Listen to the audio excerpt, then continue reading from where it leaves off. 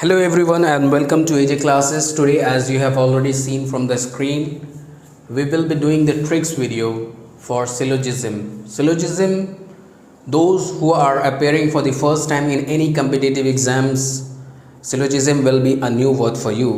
Syllogism is a reasoning portion, general reasoning.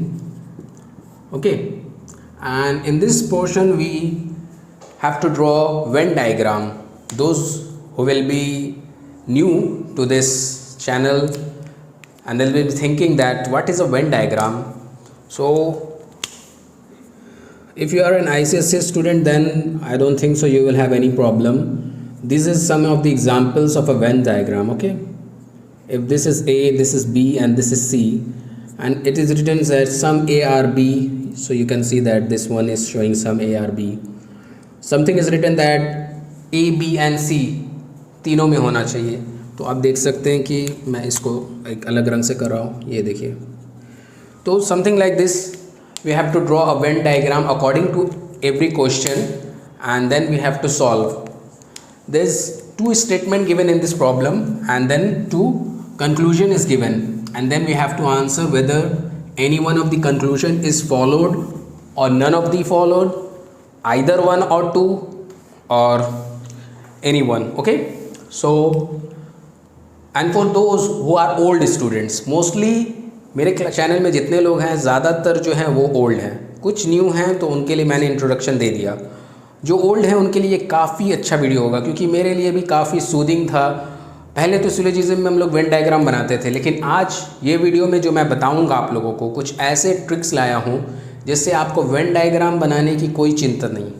Syllogism में जो भी पूछेगा मैंने इसको 4 कैटेगरीज में डिवाइड किया है. I have drawn into 4. This is a quadrant type, जैसे ग्राफ पेपर में होता था. ठीक है, these are some of the examples. Okay, here it is written some A R B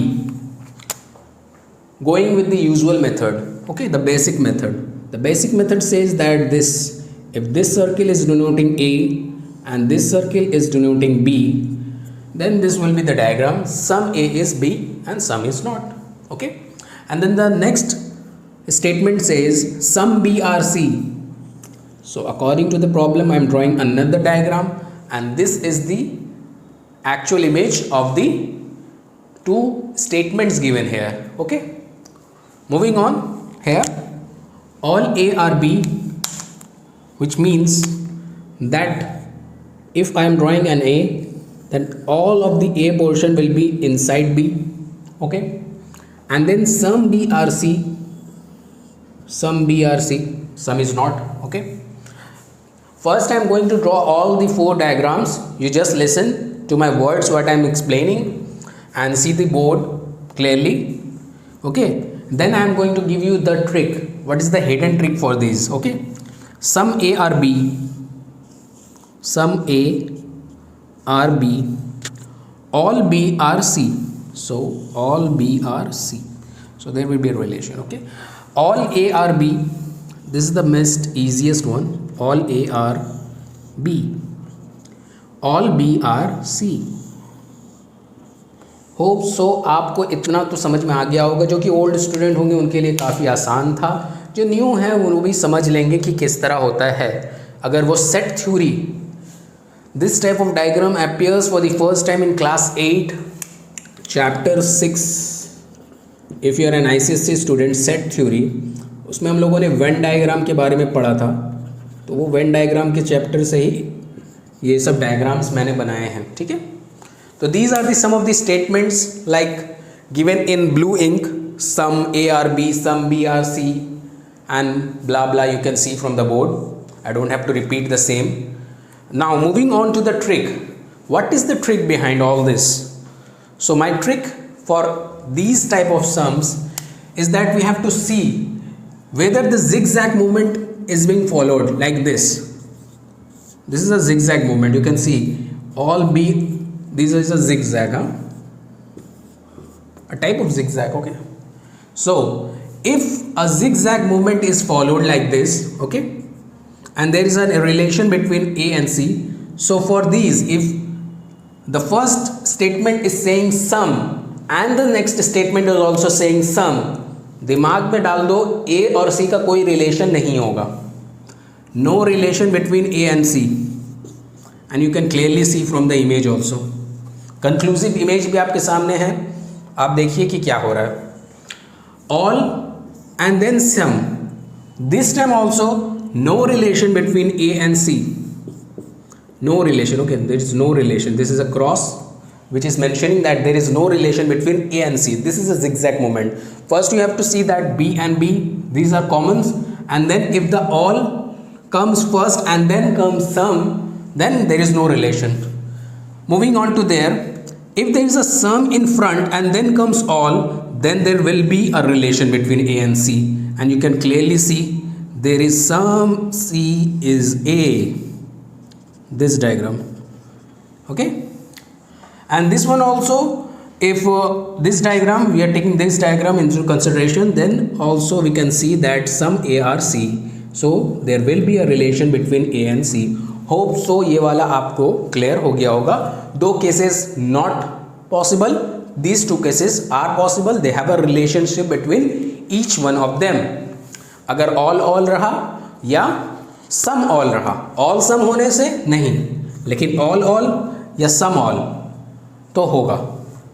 आप इसका स्क्रीनशॉट भी ले सकते हैं, और मैंने इसमें कहा है कि I will be providing you with the PDF, so I have also taken the screenshot. Moving on, अगर आपको ये सेशन अच्छा लग रहा है तो जैसे you know the drill, like करिए, सपोर्ट करिए, शेयर करिए अपने दोस्तों के साथ, ठीक है। और मैं आज आप लोगों के साथ सिटिंग अरेंजमेंट का भी कुछ छोटा सा एक ट्रिक जो कि हिडन रहता है वो मैं आप लोगों के साथ शेयर करूंगा। चलिए आगे बढ़ते हैं। होप सो आपको क्लियर हो गया होगा, नहीं हुआ तो कमेंट सेक्शन में बताइए, फिर देखते हैं कि आगे कोई वीडियो में। अच्छा, एक फ्यू भी आता है, ठीक है, फ्यू एक लेटर हम लोग पढ़ते हैं आजकल फ्यू, तो few and some are same, ठीक है, इससे कंफ्यूज मत होइएगा। आजकल कंपटीशन का लेवल बढ़ाया जा रहा है, तो क्या किया जा रहा है कि सम को नहीं यूज़ किया जा रहा है, फ्यू यूज़ किया जा रहा है। तो few and some, least, these are all similar words, okay, ठीक है। आगे बढ़ते हैं नेक्स्ट सिटिंग अरेंजमेंट की तरफ। Now you can see from the screen, I have erased the previous one syllogism. Sitting arrangement. Sitting arrangement you can see from the explanation, or you can see from the meaning also, that it is saying about someone or anyone is organizing a party or throwing a party, and then you have to sit according to what is the sitting arrangement given, and most probably you have already seen this type of sitting arrangement in exams, okay. Exams में एक दिन पहले देख के आना पड़ता था कि कहाँ मेरा सीट पड़ा, ठीक है। तो ये सिटिंग अरेंजमेंट भी कुछ उस तरह ही से होता है, but when it comes in reasoning then the matter is little bit of reversed, okay. तो सिटिंग अरेंजमेंट में आप देख सकते हैं दो टाइप का सम्स होता है, direct and indirect, and this is the direction. So you must be amused why is AJ sir doing this direction portion, we don't need a sitting arrangement in direction, okay, but एक छोटा सा trick जो होता है ना वो miss हो जाता है अगर हम लोग डायरेक्शन को सही से नहीं देखते हैं तो।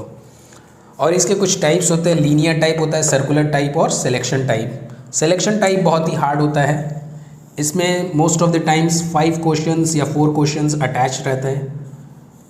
ये मेंस में मेनली आते हैं, ठीक है, जल्दी प्रीलिम्स में नहीं दिया जाता है, और अगर दिया भी तो बहुत ही आसान रहता है जो कि आसानी से हो सके। चलिए आगे बढ़ते हैं इसमें। तो ये सिटिंग अरेंजमेंट में कुछ इस तरह से होता है। अगर हम लोग, अच्छा, डायरेक्ट मतलब हुआ, पहले ये बता देते हैं। Direct means whatever it is written in the question you have understand and then you have placed it and the sitting arrangement is done. Some time in indirect forms you can see from the word also indirect, that is not direct. So whenever you have read all the question, then जैसे PQRS को हम लोग को arrange करना था कुछ इस तरह से, RST को, ठीक है, तो कोई बच गया जैसे कि, ठीक है, 2 जगह हम लोगों का बच गया, या फिर ये 2 जगह में हम लोगों को फिल करना है या कुछ और जगह पे फिल करना होगा which is not known, okay. तो अब हम लोगों को फिर से क्वेश्चन पढ़ के रिलेशन एक क्रिएट करना होगा कि ये एंड्स में, जैसे कि बोल दिया एस एंड्स में नहीं बैठ सकता है, और आर एंड टी के बीच में एक आदमी है, तो यहाँ पर एस भी हो सकता है और यू भी हो सकता है। इस तरह से जो रिलेशंस बनते हैं उसको बोलते हैं इनडायरेक्ट टाइप ऑफ सम्स, ठीक है, जिसमें हम लोगों को खुद से रिलेशन बनाना पड़ता है according to the question, not according to mind. If it is not going according to the question, then you can clearly give the E number option, that is cannot be determined. Okay, moving on to the question or the pattern which I was going to tell you, the one that we sometime avoid and cause a very silly mistake. Okay, बहुत ही आसान से ये mistake हो जाता है हम लोगों से डायरेक्शन की वजह से। एक लीनियर लिखते हैं कि बहुत सारे टाइप ऑफ क्वेश्चन आते हैं कि PQRS is sitting, सपोज करिए PQRS is sitting in facing north direction, ठीक है। नॉर्थ डायरेक्शन में क्या होता है, मैं यहाँ बना दे रहा हूँ नॉर्थ डायरेक्शन के बारे में।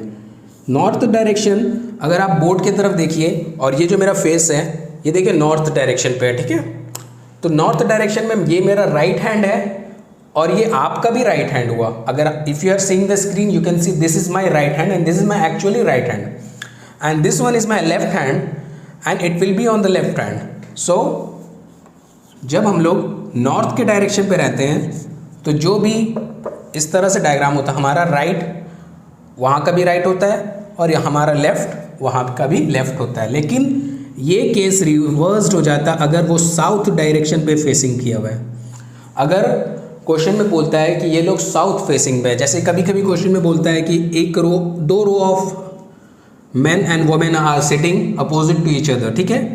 तो एक फेस करेगा नॉर्थ, एक करेगा साउथ, तो वहीं पे अरेंजमेंट में मिसिंग होने की वजह से अगर ये कंसेप्ट नहीं लगता है तो वहाँ पर हमारा रॉन्ग हो जाता है, तो कंसेप्ट कुछ उल्टा हो जाता है। अब now I am facing like this, okay, this is my right but it will appear to you as your left, this is my left but it will appear to you that this is your right, vice versa हो जाएगा, ठीक है। मतलब जब south direction में जाएंगे तो हमारा माजरा कुछ उल्टा हो जाएगा। होप सो आप लोगों को समझ में आ गया होगा, और नहीं समझ में आया तो भी कमेंट करिए। और सेम यही रूल लगता है हमारा सर्कुलर में भी, सेम ये concept, same concept is applied on the circular also. Circular में दो टाइप का क्वेश्चन आता है ना, एक आता है फेसिंग इनवर्ड, एक आता है facing outward. If someone is facing down and if someone is facing up, he might be seeing north and she might be seeing south. तो साउथ के टाइम में जो हमारा हो जा रहा है ये लेफ्ट ये राइट, नॉर्थ के टाइम में ये राइट ये लेफ्ट। आउटवर्ड में same, sometimes it is coming as outward. तो आउटवर्ड में हम लोग कभी भी देख रहे हैं या कोई देख रहा है तो ये आउटवर्ड में तुम्हारा ये नॉर्थ हो गया तो ये राइट एंड लेफ्ट, साउथ हो गया तो ये लेफ्ट एंड राइट, ठीक है। These are the most important for any prelims exams और पार्ट 1 एग्जाम्स, ओके। पार्ट 2 में जो आता है सिलेक्शन टाइप वो भी इम्पॉर्टेंट है, मैं ये नहीं कहूँगा कि इम्पॉर्टेंट नहीं है, तो उसका डिस्कशन हम लोग नेक्स्ट वीडियो में जब सिटिंग अरेंजमेंट को थोड़ा और वास्टली एक्सप्लेन करेंगे तब वो वाला वीडियो करा देंगे। अभी जो मैं लाया हूँ काफ़ी इम्पॉर्टेंट स्क्वायर रूट के बारे में, काफ़ी इम्पॉर्टेंट है, आप प्लीज़ देखिएगा, बहुत ही जल्दी आपका निकलेगा, एक ट्रिक है छोटा मोटा। Now as you can see from the screen I have written square root of any number and in the top most corner in the right hand side you can see that I have written remember squares from 1 to 30. This is a basic, if you are going into a competitive world you should remember at least 1 to 30 squares, and the cube one is from 1 to 10, at least from 1 to 10 तो आपको cube याद होना चाहिए ताकि cube root आप आराम से निकाल सके। पहले स्क्वायर रूट का बात आता है, तो this will be for everyone who is studying in class 8 also, this video will be very much beneficial for you and anyone in the competitive world, especially bank exams में काफ़ी सारा square root वगैरह का आता है। तो हम लोगों ने यहाँ पर राइट हैंड साइड में यहाँ देख सकते हैं ब्लैक इंक से कुछ 2 से 9 तक का स्क्वायर लिखा हो, क्योंकि यहाँ पर जो स्क्वायर का रिक्वायरमेंट है 2 डिजिट का ही है और इसी स्क्वायर्स में हो जाएगा। तो मेन जो फोकस करना है वो है आपका लास्ट डिजिट, यूनिट डिजिट जिसे कहते हैं, ठीक है। First we have to focus on the unit digit. You can see that is 1, literally it is written 7921, तो 1, you can see that the 1 comes in 9, and when I write 1 square then also unit digit also appears for 1, so it might be 1 or 9.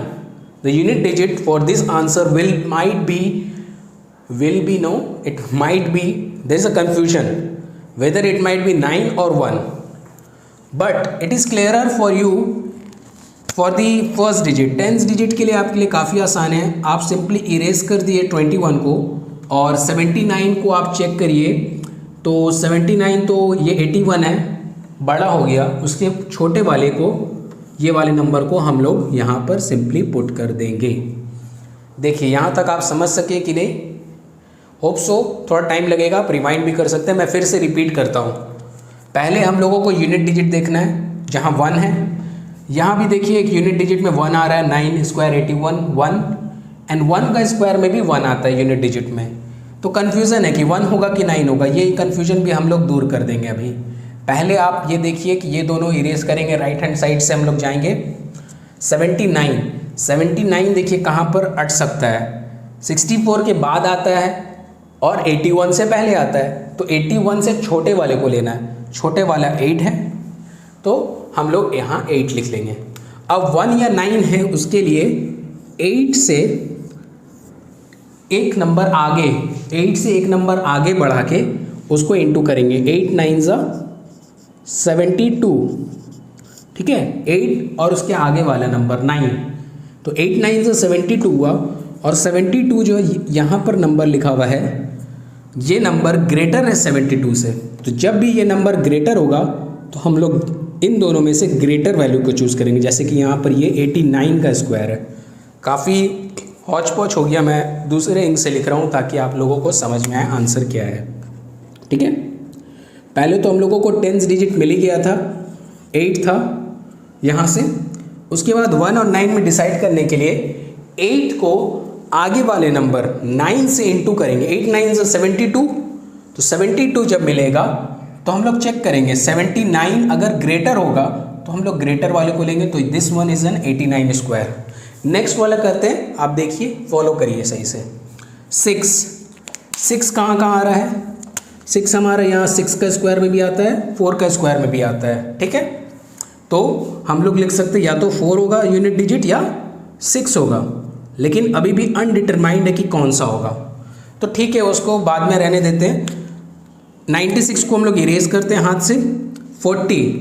40 आपका देखिए 36 के बाद होगा और 49 से पहले होगा, तो मतलब हम लोगों को छोटे वाले को लेना पड़ता है, तो यहाँ 6 हमारा यूनिट डिजिट बन गया, 10th डिजिट बन गया, लेकिन यूनिट डिजिट अभी भी अनडिसाइडेड है, तो यूनिट डिजिट को डिसाइड करने के लिए 6 और उसके आगे वाला नंबर 7 इंटू करेंगे तो 42 मिला, तो 42 is greater than this one.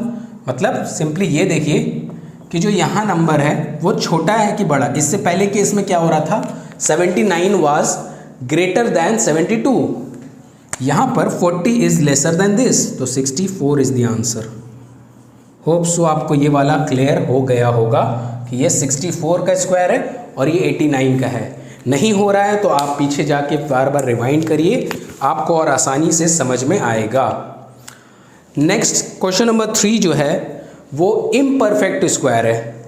आप क्लियरली देख सकते हैं कि ये दोनों जो हम लोगों को मिला आंसर वो परफेक्ट स्क्वायर थे। 89 का स्क्वायर करिए या फिर आप कैलकुलेटर में करके देखिए 4096, तो आपका 64 ही आंसर आएगा। लेकिन इस केस में क्या हो रहा है, माजरा उल्टा होगा। क्या उल्टा होगा कि ये जो है ये इम्परफेक्ट स्क्वायर है, these are imperfect squares. Imperfect square का स्क्वायर रूट कैसे निकाले, उसके लिए क्या करना है, उसके लिए भी आपको स्क्वायर याद करना है, ये तो सिंपल लॉजिक। अब 87 आपको ये देखना है कि करीब में कौन सा परफेक्ट स्क्वायर है। 81 उसके करीब में ही है ना, तो उसका नंबर को हमको लिख लेना है। 9 का स्क्वायर 81 होता है, 81 इसके करीब में है, तो 9 को लिखना है और एक फ्रैक्शन का साइन बनाना है, मतलब 9 will become the whole number and then multiply 9 by 2, we get 18. It will be written here, and then subtract 87 from the perfect square, nearest perfect square. 81 जो कि हम लोगों ने लिया, तो ये 6 हो जाएगा. तो 9, 6 by 18, 6 1s are 6, 6 3s are 18, 9.33 is the answer. बहुत ही आसान तरीके से हुआ है. आप फिर से देखिए, फिर से समझिए, जो करना वो करिए. आपके ऊपर ऑप्शन है, आप डाउनलोड कर लीजिए वीडियो को, फिर से आप देखिए क्या बोला मैं. पहले क्या करना है कि नियरेस्ट स्क्वायर को लेना. अच्छा, मैं दूसरा करता हूँ ताकि आपको और समझ में आए. 127 nearest perfect square, nearest perfect square इसका है 121. 11 का अगर हम लोग स्क्वायर देखते हैं, मैं ऊपर में लिखता हूँ, 121 होता है. 10 का स्क्वायर 100 होता है ना. तो 121 इज समवट क्लोजर देन 127. तो हम लोग 11 यहाँ लिख लेते हैं होल नंबर पे, ऐसे बनाते हैं. 11 का डबल मतलब 22 नीचे लिखेंगे. 127 से 121 को माइनस कर देंगे तो 6 बचेगा. अब यहाँ पर आप काट लीजिए 3, 11. तो 121, 124 डिवाइडेड बाय 11. थोड़ा सा लॉन्ग होता है कभी कभी, लेकिन आंसर जो आपका आता है वो परफेक्टली आता है. 11 इंटू 11 14, 11 फिर गया 3. अगर हम लोग पॉइंट देते हैं 0 तो 2, फिर ये 22 होगा और 8 होगा, मतलब कि 11.28 समथिंग आएगा. ठीक है, तो जिसको हम लोग डायरेक्टली लिख सकते हैं कि 11.3 अप्रॉक्सीमेटली. अगर आप पकड़िएगा तो 11.3 का स्क्वायर होता है 127. होप सो आपको क्लियर होता होगा. थोड़ा हॉच पॉच हो गया है तो रिवाइंड करके देखिएगा वीडियो को, तो समझ में आ जाएगा. ठीक है. क्यूब रूट के लिए आपको 1 to 10 क्यूब रूट याद करना होगा. तो चलिए क्यूब रूट भी आपको जल्दी से बता देते हैं और इस वीडियो को फिनिश करते हैं. अगर वीडियो का सेशन अच्छा लग रहा है तो लाइक कर दीजिए, अपने दोस्तों के साथ शेयर करिए, सब्सक्राइब करिए चैनल को अगर फर्स्ट टाइम देख रहे हैं तो. Now you can see from the screen it is cube root, और ये आज का आखिरी पड़ाव होगा. Cube root of any number आपको फाइंड करना. यहाँ 2 मैंने एग्जाम्पल दिया हूँ. यहाँ मैं आपके लिए कुछ 1 to 11 क्यूब्स लिख लिया हूँ, ताकि इनका ही हेल्प से हम लोग ये सॉल्व करने में हमारे कुछ काम आएंगे. 6 डिजिट तक का जितना भी नंबर होता है उसके क्यूब्स जो होते हैं वो सेकंड मतलब 2 डिजिट के ही अंदर होते हैं, और क्यूब्स कभी भी 3 डिजिट्स के नहीं पूछते हैं, जहाँ तक का मेरा 3 साल का एक्सपीरियंस रहा है. तो यहाँ देखिए क्यूब रूट ऑफ 804 कॉमा है, ये बहुत बड़ा कॉमा बन गया. ठीक है, 357. Okay, so how to proceed with this one. Moving on for the question number 1, you can see the same way as we approached for the square root, we will be approaching for the unit digit, and in this case you will see a unique difference, and it will be up till 10. The most important for cube root is up till 10. Sometimes it is exceeded because of the value from the front. Okay, most of the time it is fulfilled with the help of this cube of 1 to 10. Okay, तो 7 हमारा unit digit है. 3 के case में देखिए, 3 के case में 7 हमारा unit digit हो रहा है, तो मतलब simply unit digit becomes 3. As simple as that. Now in square root we use to hide 2 numbers, and for cube root we will be hiding 3 numbers. So hiding 357 we get 804. The remaining number is 804.